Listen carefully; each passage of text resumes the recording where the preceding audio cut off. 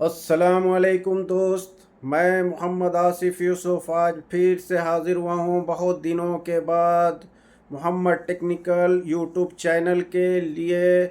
आज मैं आपसे बात करूँगा कि जफूरा आरामको प्रोजेक्ट में वेल्डिंग और पाइपिंग का इरेक्शन कैसे होता है। लेकिन उससे पहले मैं आपको ये बताना चाहूँगा कि जफूरा आरामको प्रोजेक्ट है क्या।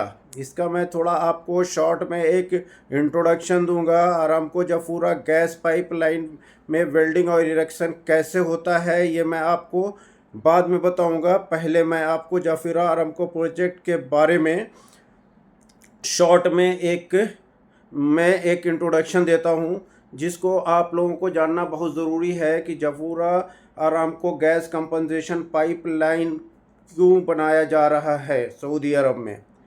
जफूरा आरामको गैस कंपनसेशन पाइपलाइन इसलिए बनाया जा रहा है, बनाने का मेन मकसद यह है कि यहाँ से इफ़िशिएंट गैस पूरी दुनिया को ट्रांसपोर्ट करके बिजनेस किया जाए। और ये जो प्रोजेक्ट है 2030 के विज़न का गोल वेरी अहम हिस्सा है। 2030 में इनको इससे को कंप्लीट करना है और कंप्लीट करके इसको अपना बिजनेस को बढ़ाना है। तो मेन मकसद इनका ये है। चलिए अब हम शुरू करते हैं। गैस पाइपलाइन इरेक्शन से पहले मुझे ये बताना है, जो आज बहुत सारे हमारे टेक्निकल दोस्त हैं जो नहीं जानते हैं। बताना ये है, सबसे पहली चीज़, जब आप पाइपलाइन का इरेक्शन करेंगे, पाइप का लाइन का काम कराएंगे, तो आपको सबसे पहले ये मालूम होना चाहिए कि पाइप कितने तरीके का होता है। तो आज मैं आपको बहुत इंपॉर्टेंट चीज़ बता रहा हूँ, इसको ध्यान से सुनिए। पाइप सिर्फ दो तरह का होता है, तीसरे तरह का पाइप नहीं होता है। एकदम दिमाग में रखिएगा। कहीं भी आपको कोई इंटरव्यू पूछे, कुछ भी पूछे, पाइप सिर्फ दो तरह का होता है। और वो दो तरह का पाइप कैसा होता है वो आप जान लें। पहला पाइप होता है सीमलेस पाइप, जो आपका सॉलिड मेटल में होल कर करके पाइप बनाया जाता है, उसमें कोई वेल्डिंग नहीं होता है, उसको सीमलेस पाइप कहते हैं। और दूसरा पाइप होता है सीम pipe.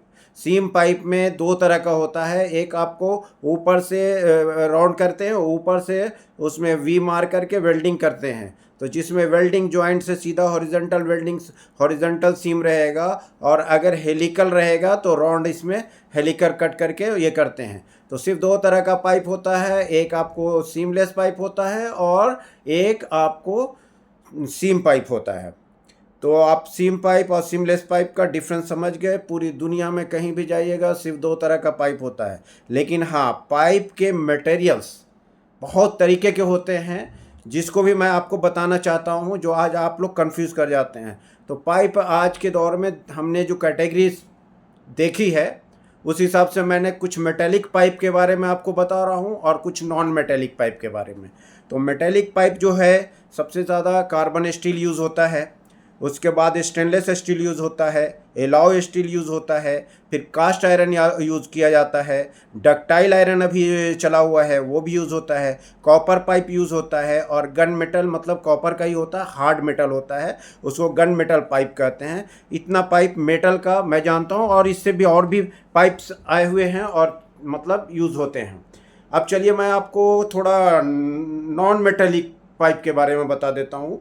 PVC pipe. PVC pipe तो आपने यूज़ किया ही होगा, वाटर सप्लाई लाइन में हर जगह पर पीवीसी पाइप यूज़ करते हैं, जहाँ पर भी प्रेशर लाइन होता है वहाँ पे यूज़ करते हैं। पीवीसी का फुल फॉर्म होता है पॉलीविनाइल क्लोराइड।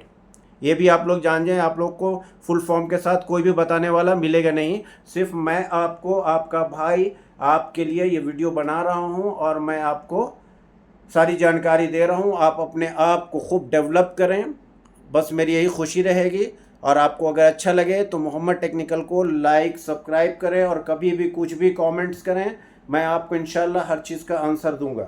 तो मैंने आपको बताया पीवीसी का फुल फॉर्म क्या बताया हमने आपको, आप ध्यान से सुने।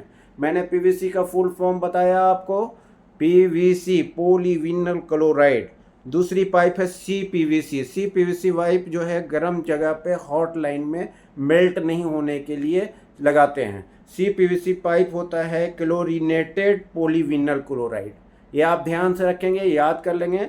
क्लोरिनेटेड पॉलीविनाइल क्लोराइड CPVC होता है। और ड्रेनेज लाइन में हम लोग बहुत ज़्यादा यूज़ करते हैं और बहुत इजी मतलब वर्क भी हो जाता है, मेंटेनेंस वगैरह भी बहुत इजी होता है। अभी हम लोग ज़्यादातर UPVC यूज़ करते हैं। इसमें class 40, class 80 schedule water supply pressure line में करते हैं, और क्लास 40 जो है सो ड्रेनेज में यूज़ करते हैं। तो UPVC का फुल फॉर्म आपको बताता हूँ। UPVC होता है अनप्लास्टिसाइज्ड पॉलीविनाइल क्लोराइड, ये भी याद रखेंगे, अनप्लास्टिसाइज्ड पॉलीविनाइल क्लोराइड, इसका भी फुल फॉर्म आप याद रखेंगे। और इसके बाद एक पाइप बहुत ज़्यादा हाई प्रेशर लाइन में एक्सटर्नल में यूज़ होता है, वाटर सप्लाई में, और फायर फाइटिंग सिस्टम में भी एक्सटर्नल लाइन में यूज़ किया जाता है, HDPE पाइप। इसका फुल फॉर्म होता है high density propylene ethylene pipe. और अभी वाटर सप्लाई में एक और अभी पाइप आया है PPR पाइप, जिसको कहते हैं पॉली रैंडम पाइप। और ये आप ध्यान रखेंगे, ये सब आपका सीमलेस पाइप है। ये सारा पाइप सीमलेस पाइप है, क्योंकि ये पाइप में सिर्फ एक होल होता है, इसमें आपको कोई वेल्डिंग नहीं है। खाली जॉइंट जब हम करते हैं, टी जॉइंट, एल्बो लगाएंगे या फिर कहीं भी फिटिंग्स लगाएंगे, NRV वगैरह लगाएंगे, तो वहाँ पे जॉइंट करते हैं, तो उसके लिए कंपोनेंट्स और फिटिंग्स यूज़ करते हैं। तो जितनी भी पाइप आती है 6-6 मीटर की आती है, और वो सीमलेस आती है नॉन पोरासिटी साइड में, तो यह भी ध्यान रखेंगे आप। और एक पाइप यूज़ होती है GRE पाइप, जो आपको गैस के इसमें जो कूलिंग टावर वगैरह का लाइन जाता है उसमें यूज़ करते हैं। तो GRE पाइप का फुल फॉर्म होता है ग्लास रीइंफोर्स इपॉक्सी। GRE का होता है ग्लास रीइंफोर्स्ड एपॉक्सी पाइप। और एक और पाइप यूज़ होता है FRP, fibre glass reinforce plastic. तो GRE और FRP का थोड़ा सा फ़र्क है, कोई ज़्यादा फ़र्क नहीं है, दोनों में एपॉक्सी यूज़ होता है और दोनों अलग अलग जगहों पे यूज़ होता है। तो मैंने आपको नॉन मेटालिक पाइप के बारे में भी बताया, और आपको मैंने मेटालिक पाइप के बारे में भी बताया। मैं समझता हूँ कि आप इसको बहुत अच्छे से समझ गए होंगे। अब मैं आपको गैस पाइपलाइन में वेल्डिंग कैसे होती है और कौन कौन से पोजीशन में होती है, तो सबसे पहले मैं आपको वेल्डिंग के पोजीशन के बारे में बताना चाहता हूँ। वेल्डिंग का जो पोजीशन होता है, 4 पोजीशन होता है, आप ध्यान रखेंगे। वेल्डिंग के सिर्फ 4 ही पोजीशन होते हैं, 5वें पोजीशन नहीं होते हैं मेरे भाई, ये ध्यान रखेंगे आप। समझा? नहीं समझेंगे तो कुछ भी नहीं समझेंगे। लेकिन हाँ, इसमें 2 तरह का होता है। आप कहीं सुनते होंगे 1F, 2F, 3F, 4F, और कहीं सुनते होंगे 1G, 2G, 5G and 6G। G for groove होता है और F फॉर फ्लैट होता है, इससे कंफ्यूज नहीं होंगे। पोजीशन सब सेम होता है। तो 1F जो होता है वो आपका होता है फ्लैट पोजीशन। 2F जो होता है वो होता है हॉरिजेंटल पोजीशन। 1F क्या हो गया? Flat position. 2F हो गया हॉरिजेंटल पोजीशन, और 3F आपका हो गया वर्टिकल पोजीशन, और 4F आपका ओवरहेड पोजीशन। जब वेल्डर वेल्डिंग करेगा पाइप के अंदर, जब भी करेगा, तो 1F यानी हॉरिजेंटल पोजीशन में ऊपर से वेल्डिंग करेगा, वो डायरेक्ट वेल्डिंग करेगा, बिना ग्रूव का करेगा, फ्लैट पोजीशन में करेगा, तो उसको 1F कहेंगे। और आपको 2F जो है वो हॉरिजेंटल पोजीशन में करेगा, लेकिन रोटेट करके करेगा, वो पाइप को घुमा करके हॉरिजेंटल में ऊपर नीचे जा करके कर सकता है, ठीक है। और तीसरा जो पोजीशन है 3F, वो वर्टिकल में रहेगा, वो नीचे से भी कर सकते हैं, ऊपर से भी कर सकते हैं, इसमें कोई दिक्कत नहीं है। और चौथा ओवरहेड पोजीशन। ओवरहेड पोजीशन जो है आपको पाइप के नीचे जा करके वेल्डर ऊपर की ओर वेल्डिंग करेगा, अप से भी करेगा और डाउन से भी करेगा, उसको जैसे सहूलियत होगा उस हिसाब से करेगा, उसको 4F कहते हैं। अब आइए हम ग्रूव के बारे में बताते हैं। 1G में पाइप में ग्रूव मारेंगे और उसको हॉरिजेंटल वेल्डिंग करेंगे, 1G हो गया। 2G में जो है पाइप रोटेट करेगा और वो भी आपका हॉरिजेंटल ही पोजीशन में होगा। 3G जो है वो आपका रोटेट करेगा, लेकिन वो वर्टिकल पोजीशन में वेल्डिंग करेंगे। 4G भी आपका हॉरिजेंटल पोजीशन में वेल्डिंग करेंगे, पाइप रोटेट करेगा। लेकिन 5G जो है वो आपका वर्टिकल में वेल्डिंग होगा, लेकिन पाइप फिक्स रहेगा, उसको हम रोटेट नहीं कर सकते। वर्टिकल में अप से डाउन या डाउन से अप करेंगे। लेकिन 6G जो है वो आपका 45 डिग्री पर इंक्लाइंड में वेल्डिंग होगा। ये सबसे इम्पोर्टेंट चीज़ और बहुत टफ है, और ये ओवरहेड में 45 डिग्री पे इंक्लाइन में ऊपर से भी और नीचे से भी वेल्डिंग करेंगे, उसको 6G पोजीशन कहते हैं। चलिए मैं आपको थोड़ा सा कुछ ड्राइंग में भी इसको समझा देता हूँ। मैंने कुछ ड्राइंग स्केच करके लगाया है, उसको थोड़ा समझा देते हैं तो आपको आसानी होगा। चलिए मैं कुछ ड्राइंग लेकर के आया हूँ, आपको ड्राइंग में भी अब बहुत सारी चीज़ें मैं समझा रहा हूँ, इस ड्राइंग को समझें। ये देखिए, ये आपका मेरे पास जो वेल्डिंग का पोजीशन है, ये आपका 1F है। ये वेल्डिंग टॉप से होगा और ये आपका हॉरिजॉन्टल में होगा। ये 1F है और 1G में जो रहेगा तो इसमें ग्रूव आएगा, ठीक है। तो ये हॉरिजॉन्टल में वेल्डिंग कर रहा है वेल्डर। ये देखिए वेल्डर का पोजीशन देखिए वेल्डिंग का, ठीक है। तो ये आपका 1F हो गया। ये 2F हो गया, ये भी आपका हॉरिजॉन्टल होगा, लेकिन पाइप को हम इसको रोटेट कर सकते हैं। जैक पे ऊपर रखा हुआ है और इसको हम रोटेट करके वेल्डिंग कर रहे हैं, ठीक है। ये भी हॉरिजॉन्टल में होगा। ये आपका 3G है। 3G देखिए वर्टिकल में कर रहा है वेल्डिंग। ये बंदा बैठा हुआ है और बैठ करके वर्टिकल में कर रहा है, नीचे से ऊपर भी ले जा सकता है और ऊपर से नीचे भी ले जा सकता है। और ये देखिए, ये आपका ओवरहेड में पोजीशन में वेल्डिंग कर रहा है। तो ये आपका सारा फ्लैट पोजीशन का मैंने आपको ड्राइंग दिखाया है, लेकिन इसी में आपको ग्रूव मारेंगे तो वो आपका G हो जाएगा। तो 1G में ग्रूव में आपको इसमें ग्रूव मारेंगे और ग्रूव मार के वेल्डिंग करेंगे। दोनों साइड से जो V बनाएंगे 37 डिग्री के हिसाब से जो V बना के उसके ग्रूव के अंदर सेम पोजीशन में वेल्डिंग करेंगे, वो हो गया आपका 1G। 2G में आपका रोटेट होगा। 3G में जो है हॉरिजॉन्टल सेम वर्टिकल रहेगा। और 5G भी वर्टिकल रहेगा, ऊपर से नीचे, नीचे से ऊपर होगा। लेकिन 6G में जो है सबसे इम्पोर्टेंट चीज़ है 45 डिग्री पे। 45 डिग्री पे आपको 6G का जो है इंक्लाइंड ऐसे वेल्डिंग करेगा वेल्डर। देखिए ये पोजीशन में और ग्रूव के अंदर करेगा, तो ये पोजीशन में 45 डिग्री के पोजीशन में ऊपर और नीचे से वेल्डिंग करेगा और पीस फिक्स रहेगा। खाली आपका 2G में पीस रोटेट होगा, बाकी सारे इसमें फिक्स रहेगा।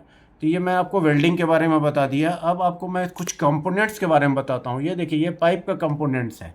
ये बट वेल्ड पाइप का कंपोनेंट्स है, एक छोटा पीस है। ये पाइप है, इसको कपलिंग भी कहते हैं। और ये आपका टी है, ये एक एल्बो है। और मैं इसमें दो चीज़ छोड़ दिया हूँ, रिड्यूसर आता है, इसेंट्रिक रिड्यूसर आता है और कॉन्सेंट्रिक रिड्यूसर आता है। इसेंट्रिक रिड्यूसर जो होता है वो मतलब सीधा होता है, और कॉन्सेंट्रिक जो होता है थोड़ा सा बेवल टाइप का होता है।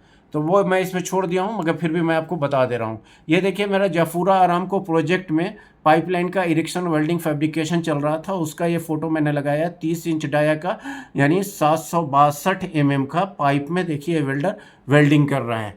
ये आपका 6G वेल्डिंग कर रहा है और ये आपको इसके लिए इक्विपमेंट खड़े हैं, इसको आप फिटिंग करते हैं। यहाँ पर देखिए MOV लगाया गया है, MOV लगा रहे हैं। इसमें फ्लंज और बोल्ट टाइट करके MOV को फिक्स कर रहे हैं। यहाँ पे आपको हाइड्रा से इसको फिक्स कर रहे हैं। और ये देखिए पाइप कटिंग का ये टेक्निक है, और ये फिटअप कैसे करते हैं। ये 2 ब्रांच इधर जा रहा है, इसको फिटअप कर रहे हैं और यहाँ पे इसको पाइप को बेवलिंग कर रहे हैं। ये आपका 37 डिग्री पे ग्राइंडर से बेवलिंग हो रहा है। ये देखिए, ये ग्राइंडर से वेल्डर बेवलिंग कर रहा है। ये वेल्डर है, ये वेल्डर आपका ग्राइंडिंग कर रहा है। ये आपको नज़र आ रहा है ना, ये ग्राइंडर लिया हुआ है, ये बेवलिंग कर रहा है। ये 37 डिग्री पे बेवल कर रहा है। ये जब दोनों बेवल होगा, दोनों ग्रूव मिलेगा, तो यही आपको G बनेगा। तो इसको आपको अगर 6G में वेल्डिंग करना होगा तो 6G होगा, 1G होगा, 5G होगा और 6G होगा और 2G होगा। 2G में पाइप रोटेट होगा। ये आपको समझ में आ गया। अब आपको मैं कुछ वाल्व्स के बारे में भी दिखा देता हूँ। देखिए टाइप्स ऑफ वाल्व है। देखिए बटरफ्लाई वाल्व होता है, ये आप लोग याद रखेंगे। Butterfly valve, gate valve, globe valve, diaphragm valve और आपका कंट्रोल वाल्व होता है। इसमें आपको ऊपर में मोटर कंट्रोलर लगा रहता है। बॉल वाल्व होता है, चेक वाल्व और NRV भी बोलते हैं। नॉन रिटर्न वाल्व और चेक वाल्व होता है। ये आपका थर्मोस्टैटिक्स वाल्व है। और ये आपका पिस्टन वाल्व है, ये पिंच वाल्व है, ये नीडल वाल्व है, ये प्लग वाल्व है, ये रिलीफ वाल्व है, ये रेगुलेटिंग वाल्व है, ये रोटेटरी वाल्व है और ये आपका सोलोनाइड वाल्व है। और देखिए मैं स्टॉप वाल्व कैसा होता है वो भी आपको दिखा रहा हूँ। ये स्टॉप वाल्व है, ये इसका सैम्बल है। और ये आपको गेट वाल्व है, ये इसका सैम्बल है। और ये बॉल वाल है, ये बॉल वाल का सैंपल है। आप ड्राइंग में जब रीडिंग करेंगे तो ये सैंपल आपको मालूम होना चाहिए। बटरफ्लाई वाल्व है, और ये प्लग वाल्व है, और ये चेक वाल्व है, और चेक वाल्व का ये सब सैंपल है। तो मैंने आपको सारी चीज़ें ड्राइंग में भी समझा दी, और हमको उम्मीद लगता है कि आप समझ चुके होंगे, और इसको मैं आपको ड्राइंग में भी पूरे अच्छे से समझा रहा हूँ। अगर नहीं समझ में आए तो आप कुछ कमेंट्स कर सकते हैं, no problem. I hope that आप लोग मेरे इस वीडियो को बहुत अच्छे से समझ जाएंगे। अगर आप पूरा ध्यान से सुनेंगे तो आपको मैकेनिकल फील्ड में पाइपलाइन में काम करने के लिए इंशाल्लाह कोई दिक्कत नहीं होगा। आप आराम से सुपरवाइज़र में, इंजीनियर में आकर के काम करा सकते हैं। मेरी इस वीडियो से आप जितना फ़ायदा उठा सकते हैं उठाएं, और जितना उठा सकते हैं उठाएं, और अपने दोस्तों को भी बताएं, और मेरे चैनल मोहम्मद टेक्निकल को सब्सक्राइब करें, लाइक करें, व्यू दें, और कुछ कमेंट्स अच्छा करें ताकि मेरा दिल बड़ा हो। तो फिर मैं आपसे अगले वीडियो में इंशाल्लाह फिर मिलूँगा। अब मुझे आप इजाज़त दें। अल्लाह।